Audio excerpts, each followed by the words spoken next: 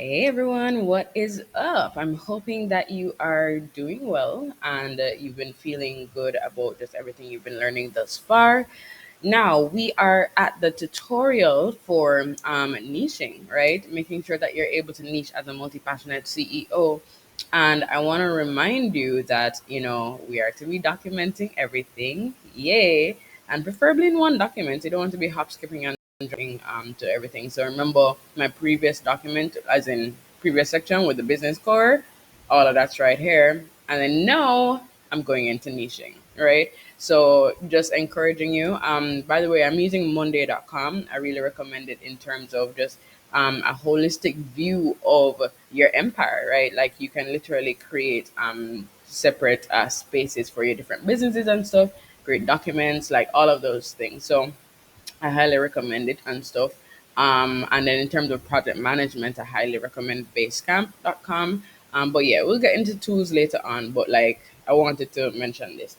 Anywho, so let's actually just jump in terms of niching. And remember, in the previous video, we discussed target audience, we discussed niching, we discussed the specific goals of niching, and then also we jumped into the ideal client, right? So, with that, let's actually jump in. So, remember, my business, Sincerely Nyala, it's a subscription box. And, of course, it's really about, yeah, empowering multi passionate women who are purpose filled to make an impact on the world, and all of those things, right? Now, of course, that's actually pretty general, and you're still gonna start narrowing down, but you're staying within the general zone, right? Now, multi passionate women, right, or multi passionate yeah, multi-passionate women. I'm not gonna say CEOs in this case, but yeah, multi-passionate women. A reality is that a multi-passionate woman who's like really active, I would say, is generally and someone who's very self-aware. That they are multi-passionate and they're starting that journey or they are fully in it and all that stuff, right? A reality is that when you think of their age, they're generally between the ages of 25 and perhaps like 45, I would say. So I'm gonna do that like full 20-year gap, right? So 25 to 45, and we already said women. And then I'm not going to just limit it to Jamaica, actually. I am going to, but I'm not going to say worldwide either, because I mean, there are a lot of things to take into consideration when it comes to shipping to certain places. Like, think of shipping to Poland at this point and Russia and all those things. Like, there would clearly be a lot of, things regarding the jurisdiction and stuff. So I'll keep it to some specific zones that I know, shipping and all of that is not necessarily hindered per se. um Even though I've heard of this new group, it's not what do you call it? No, so think of like NATO and yeah, I have this love for international relations, so pardon me, guys. But there's this new group that's being formed with Egypt and South Africa and and China and a few others, and they're forming literally one third of the world's population, right?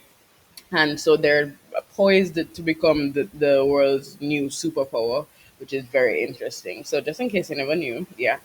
But saying that to say no, in terms of location, I'm going to look at the Caribbean, Jamaica, and the Caribbean. Can't leave out Jamaica. Woo. US, Canada, UK. Right. By the way, eventually I do want to get to start, venturing more in like the Oceania uh part of the woods, so like the Tahiti's, the Greece, no, is Greece really part of Oceania and Mediterranean, that place, and Samoa and all those places. Anyway, so saying that to say, for now we're focusing on Jamaica and the Caribbean, US, Canada, and the UK, right?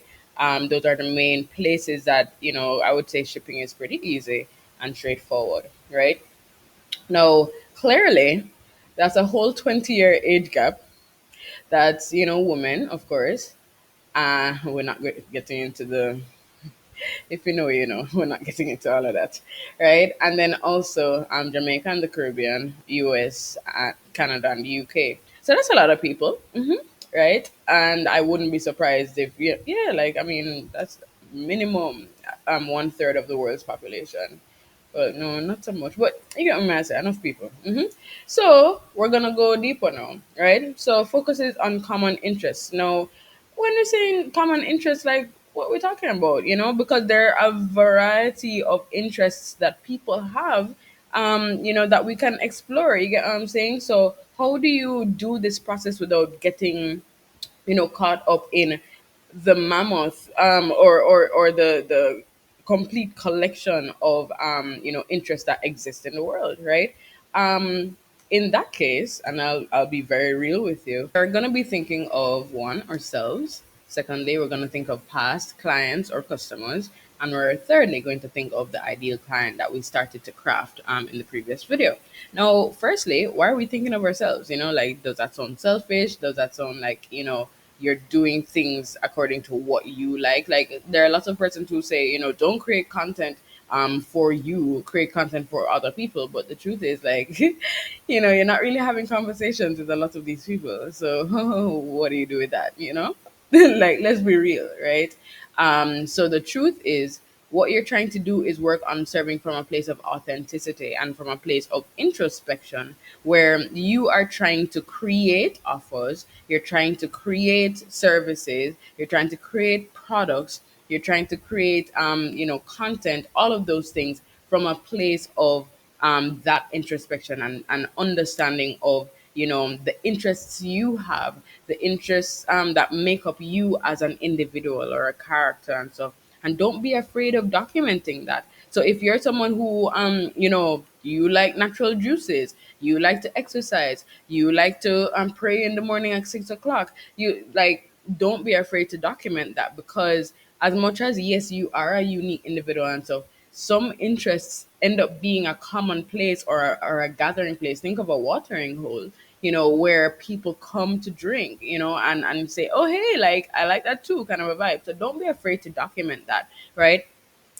So you're trying to serve from that place of authenticity. You're trying to create from that place of authenticity, right? So think of some common interests, like, so of course, for Sincerely Nayalo, and thinking of my common interests, right? So I love to cook, so cooking, right? Cooking slash healthy eating, right? I really eat pretty clean, guys. Like, bag of fried foods and them something there, all the time. But that's me. I love to sing. Singing slash music. Sorry. Right. I also what are other things? Love to travel. Traveling. What do I call it now? Netflix. Like, I think you've heard me mention Netflix like a whole lot. I also like Amazon Prime. Yeah. Ooh, wow. Amazon Prime. I love binging. But on top of that now, so I'm gonna get like a little more granular, because of course, like, a lot of people love to cook, a lot of people like singing or music, a lot of people love traveling, a lot of people like Netflixing, and Amazon Prime and those things. So let's now get even deeper in terms of the types of travel, the type of cooking, the type of whatever. You get what I'm saying? So, in terms of cooking and healthy eating, so I call it a Caribbean lifestyle. Or, it's a merge of Caribbean cooking with Mediterranean cooking. You'll hear of the Mediterranean diet. So, yeah, so it's cooking with a lot of olive oil. It's really natural, but it's not vegan and it's not pescatarian. But yeah, you can do your research. But it's very clean eating and things. So Carib Terranean lifestyle cooking. So right off the bat, right, there are not many women who like Caribbean cooking, right? And when I say Caribbean cooking, so I focus primarily on Jamaica, Trinidad, Belize, and Mexico, right? In terms of the spices and flavors and all of those things, right? So those would be from the Caribbean. Then in terms of the Mediterranean, I'm thinking of Greece, Italy, Lebanon, and Turkey, right? Like, can we hear that research went into this, right? So saying that to say, it's a very unique palette and stuff, and styles of cooking and thing. So yeah, I'm documenting that, right? And I'm not afraid to. I know that not everybody likes to eat like that, but I'm documenting it because I'm thinking of myself and my interests, and it is what it is, right? No, in terms of singing and music, is gospel, right? Like, let's just leave that there.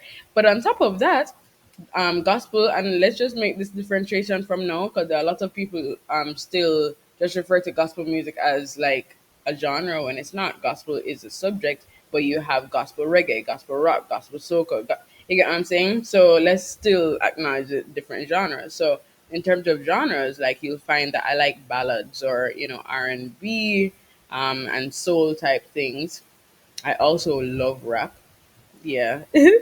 And just, yeah, right. And just, there's more that I could write, but yeah, let's just use those for example. Now, in terms of traveling, so I'm gonna tell you straight up, I'm not going to be one of those people, who like to go into the cities and experience like the full, yeah, not that. Yeah, I'm sorry, right? So I like rest and relaxation, and I will sleep for days. Like, I love my bed. Is it me? Like, not a joke. So I like rest and relaxation. I like luxury. I like the beach. I like just look on the waves. Maybe that sounds weird, but that's really, how I am. So in terms of travels, there has to be beach, right? Rest, well, R&R, luxury. Um, yeah, and I mean, fine. You can say that maybe I am very attracted to like a lot of those aesthetic travel things that we see on social media and stuff, and I feel no shame in that, right? I feel that I work hard and stuff, and that's what I want, right? So saying that to say, so I know though that there are lots of persons who like to travel who don't like those things. They want the adventure. They want to go into the city. They want to feel one with everybody and stuff like that. And there's no shame in that either. You get what I'm saying? It's just the type of travel. Some people go backpacking and all the hiking and stuff like that. I can't promise you, but I know it's a thing that happens, right? So saying that to say, like, when you write general interests and stuff like that, what type or what texture or what shade of that thing is your vibe, right? Because again, you want to share from that place of authenticity. You want to share it from that place of relatability, because you're trying to remove as much guesswork as possible, right? You're getting very granular and very specific as to who you're reaching out to. And then if you realize now, all of this will then be reflected in the way you express the content for some of your different brands. So if you're having like a personal brand and stuff, maybe you incorporate the cooking and the singing and the traveling and stuff like that, and your specific aspects of those interests. You get what I'm saying? Just for example, right? Then no, in terms of Netflixing and Amazon Prime, right? I love competition shows, right? Like, yeah. So cooking challenges are my bread and butter. I love general challenges and stuff, especially sports. I love sports, like, so rugby, F1, those are the two. Yeah, anything with cars and rugby, love that. I love track and field as well. Um yeah, those are the main sports I would say that I really, really, really love, right? So yeah, so competition shows on the basis of sports or actual like challenges like cooking and stuff like that. And yeah, and then I also love reality TV. Yeah, so yeah, and and documentaries. I can't deny that. And documentaries. And yes, some of them get into the weird true crime stuff. Yeah. So those are my interests and stuff like that. And again, I am this is me just being like real about like what I like and stuff. I'm thinking about myself, right? No, a reality is that that now starts hooking people. People who love competition show, they're like, "Oh, yo, have you watched whatever, whatever?" And right away, that's a point of discussion. So even with that being concerned, and you happen to post that on your page, for instance, right? That, oh, I was watching such and such and such, and like I'm just so tired of this person. Da, da, da, da. That's already a point of interest where you can strike up a conversation, and you have right there attracted someone who is interested in whatever and might actually be potentially one of your ideal clients. You get me? So it's you putting yourself out there and putting your interests out there as much as you're desirous of, because I mean, I believe in privacy as well. And putting yourself out there and whatever people can pick up on and relate to, yo, you've attracted that person, and it works time and time again. And you don't have to feel awkward in conversations like sales conversations and all of that, right? So, yeah. Anyway, so that's focusing on common interests and stuff. Now, in terms of common aspirations, now, right? And remember, so this is you, right? You're thinking of you and stuff, but you're also thinking of past clients. So if you want to beef this up as well, think of past clients common interests and stuff. Some of them, like some of my past clients, really love books, right? And do you have anything that you can say to relate to this interest of a past client, right? Yeah, I like reading some books. I love The Go Giver. Many people love Rich Dad Poor Dad, and so many others, right? Oh, The Compound Effect. I have to write that one there. Sorry, The Compound Effect. And yeah, so I mean, so that's where we're getting into the thing of thinking of past clients. What did they like? And you want to make sure it's still stuff that you can relate to. Like, suppose your past client liked books, but you're not a reader, so like, why would you then start sharing from a place of interest or whatever when you don't have nothing to contribute to the conversation, right? That means then no, that becomes inauthentic, right? So make sure that when you're thinking of past clients and past customers, you're still able to relate to that thing so you can speak on it, right? Because remember, you want it to be that everything that you are putting together, whether content or even your offers or your products and stuff like that, appeal to persons from that place of relatability and stuff like that, right? And yeah, so I won't labor too long on this and stuff because we still have more to go on, and I don't want to take like too long, right? But I hope you get the gist of what I'm saying. Oh, and then in terms of thinking of the ideal client, we'll get to that moving forward, if you really want to get more granular. But I think even this list is pretty decent. There's a lot that you can pull from it. There's a lot that you can build with it and stuff like that. Now, let's talk about common aspirations. Now, aspirations are goals and desires. And remember, earlier I spoke about giving value to goals and desires and your standards, right? So we're still going to think about again yourself, past clients, as well as the ideal client, right? So in terms of common aspirations, right? You are going to think of the aspirations that you have. So for me, I'm retiring early, right? Freedom, financial freedom. Mhm. Freedom to work from anywhere in the world, because remember, I love traveling, um pursuing the softer passions after retirement. So I love some of my softer passions are, cooking, right? I also love interior decor and, like all of that. And just a few other things and stuff. So I want to be able to, after like I've really hustled and, really built the empire, and I've then been able to systemize it and automate it and stuff. Like, I'm not gonna, no, I don't want to be working like heavily, for the rest of my life. You get what I'm saying? So I want the chance and the space to pursue these other things that have always been a passion of mine, and things like that. So, saying that to say, now, I want to make sure that I pause here to ensure that you're seeing something, right?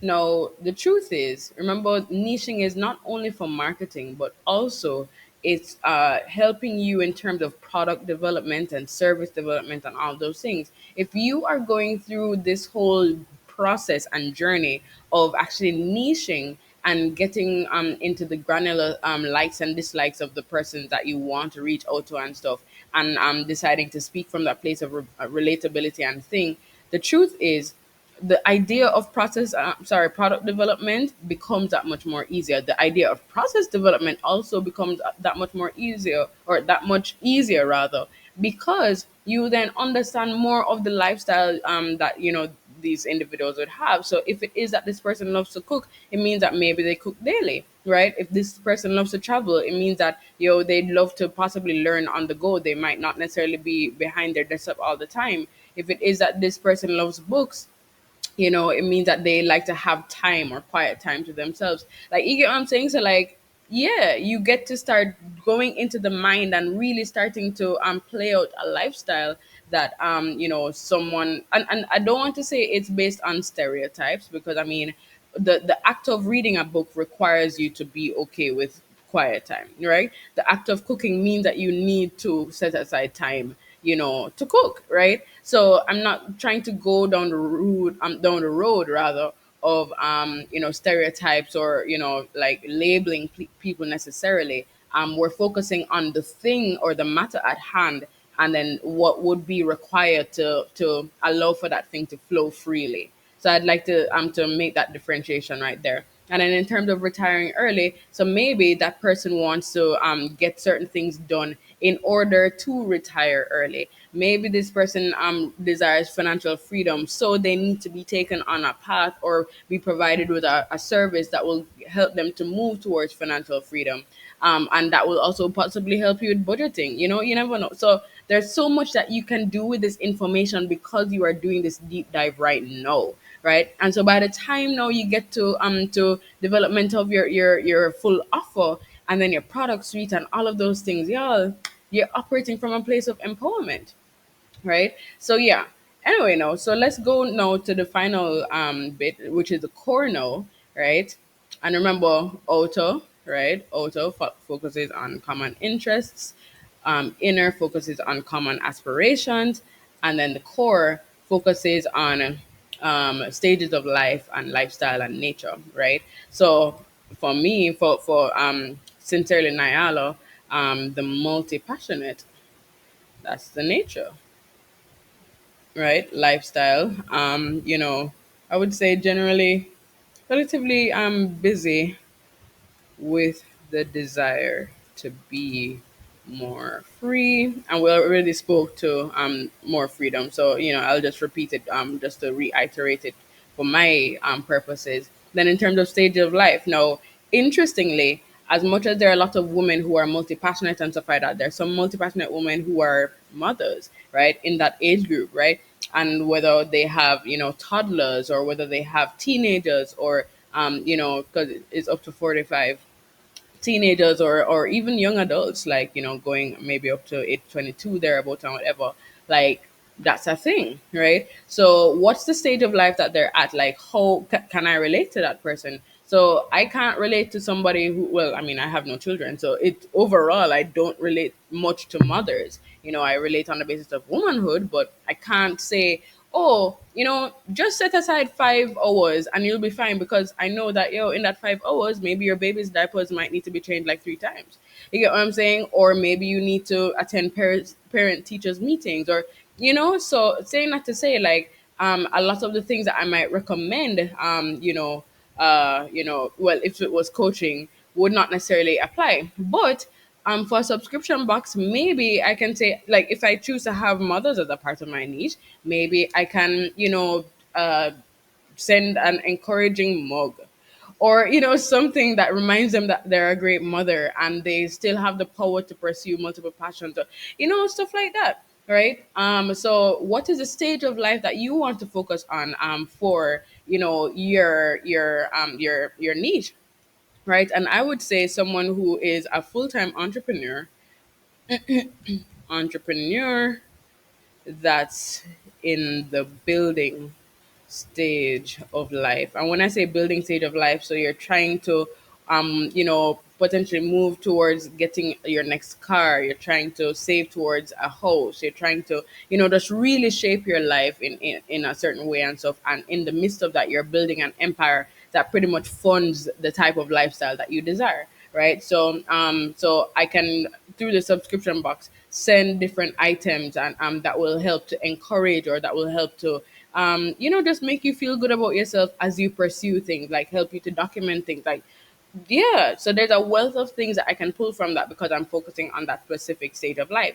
And in focusing on the building stage of life now, that disqualifies some 45-year-olds, but not all. There's some persons who literally have maybe like a midlife crisis and stuff like that, and they're rebuilding their lives. So I can't even say it disqualifies 45-year-olds and stuff.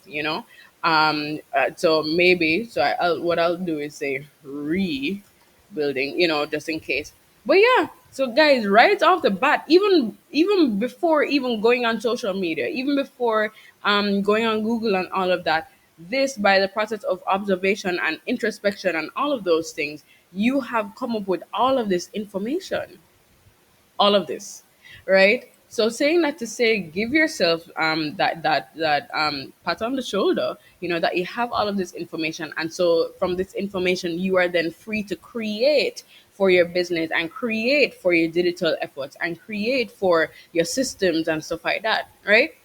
And then no, let me so now that we've gotten clear on all of this information, and you literally have all of this at your fingertips, and know you can even more be energized in terms of being specific as to how you create your products, and how you create your services, and how you intend to deliver them, and the types of offers you'll put in place and all those things. Let's actually just make sure that we are hitting the money where the goals are concerned. So remember, we spoke about two goals: relatability and pre-qualification. Relatability, you want persons to be able to say, yo, this is my space, I can relate to this and stuff. So I normally encourage you to put like one sentence together that kind of encapsulates everything, right? So some people call that the I help statement, right? So think of what you see on Instagram, right? So for instance, my Instagram I help statement right now is just run multiple businesses and brands without the burnout, so that you can step into more. Legit. So it doesn't need to be complicated. It doesn't need to be, whatever, right? And I mean, as much as it doesn't say multi-passionate CEO, the fact that I'm saying run multiple businesses still connotes that, or still allows even serial entrepreneurs to realize that they are included too. You might not call yourself a multi-passionate CEO, but you call yourself a serial entrepreneur.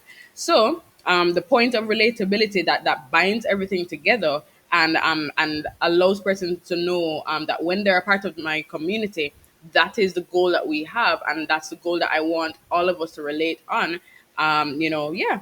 So run multiple businesses and brands without the burnout, so that you can step into more. And when I say without the burnout, yeah. So of course, no, this is so that's for my coaching business, right? So I mean, clearly I would tweak this for the subscription box, right? So for the subscription box, I would say, uh feel empowered to and we're not speaking to multi-passionate CEOs for the subscription box, right? So we are speaking to just multi-passionates. Feel empowered to pursue multiple passions,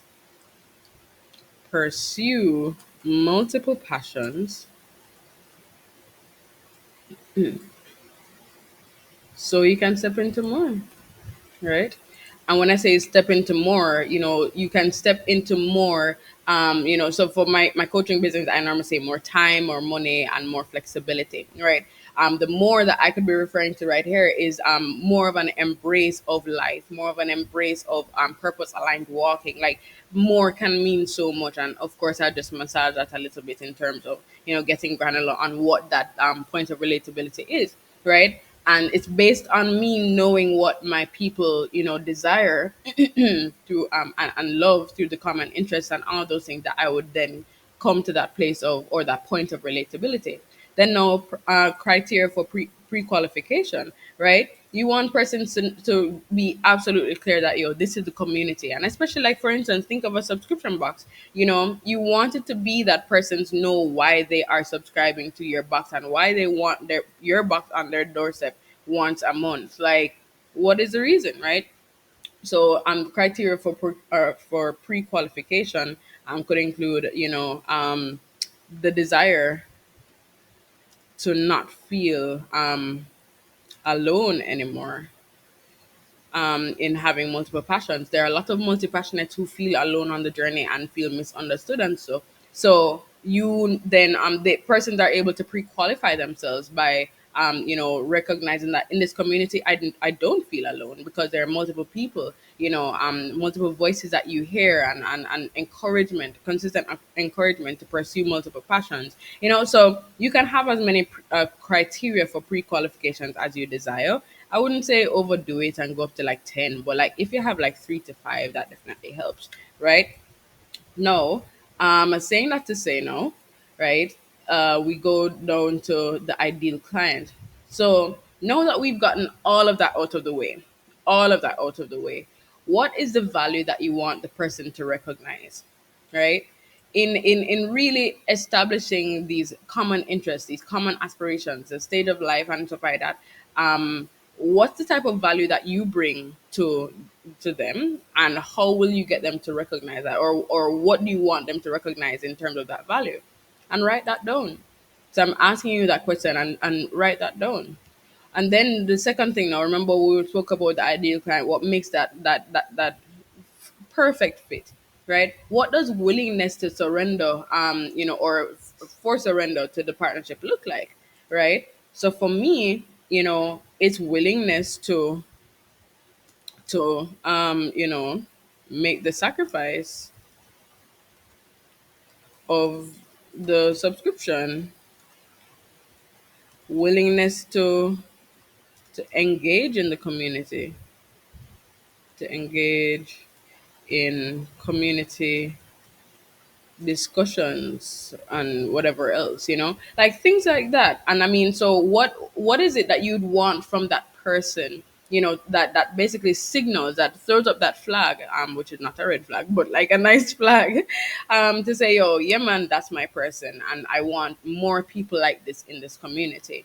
And when you are clear on that and stuff, you begin to know, create from that place of, okay, cool, I must include this in my messaging so that they realize that this is what is required. Not necessarily required, because that sounds, yeah, but this is what is desired from, the creator of this community, or the creator of this product, or the creator of this space, to then say that you are indeed a community member that is active and desires more. So yeah, so saying that to say, guys, this video went into a whole lot. I know, and I know it's much, guys. I know I've been moving much longer than the 15 minutes, but the truth is, it's happening because I don't want to cheat you of anything, right? If I go to talk to you about niching, I go to talk to you about niching, right? So thank you for watching up to here. I hope it gave you clarity. I hope you feel like you've really been excavating and stuff. And then yeah, we're gonna go on to the solving problems with a product or service right after this. All right, chat soon.